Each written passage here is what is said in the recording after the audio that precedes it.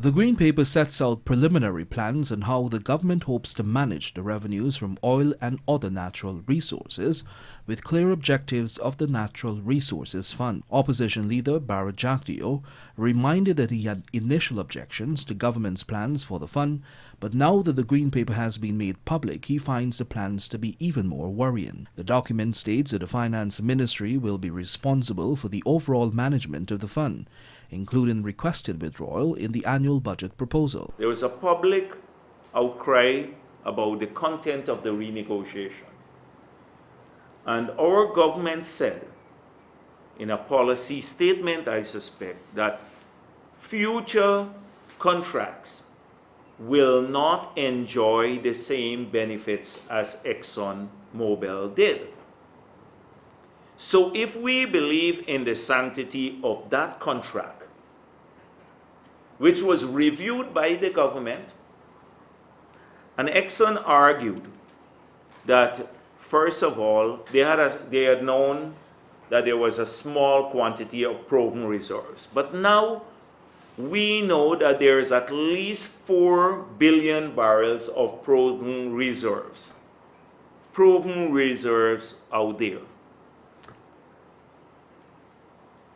And so that changes the whole debate. Meanwhile, in the document, it sets out specific rules, including the fiscal rule, which caters for the development gaps that exist and the need to accommodate development spending via the national budget. To oversee these decisions, the government has recommended the establishment of a macroeconomic committee, which would consist of 5 members, including a representative of the finance minister. In terms of the management of the fund, a sovereign investment committee would also be responsible for advising the minister on the investment mandate, but would also include a representative.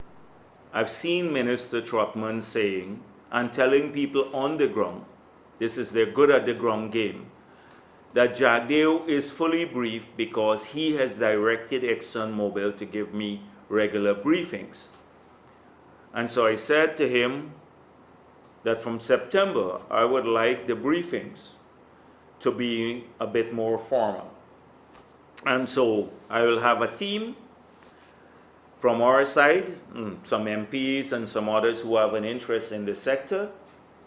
And we would like a presentation, and they should tell us because definitely we believe in asking questions. Referring to Jordan's recent comments, the opposition leader noted that while the minister promised billboards to announce the inflow of oil monies, he recalled that it was he who denied that ExxonMobil paid a US $18 million sign-in bonus to Guyana for over a year and a half. Jagdeo also rubbished Jordan's statement, which sought to create the impression that hotels and flights were filled, and this was a direct indication that things would improve in the economy.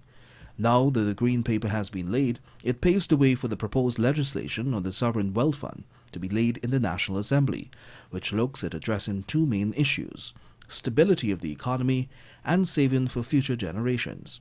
Advice was sought from international agencies. Samuel Signandon, The Evening News.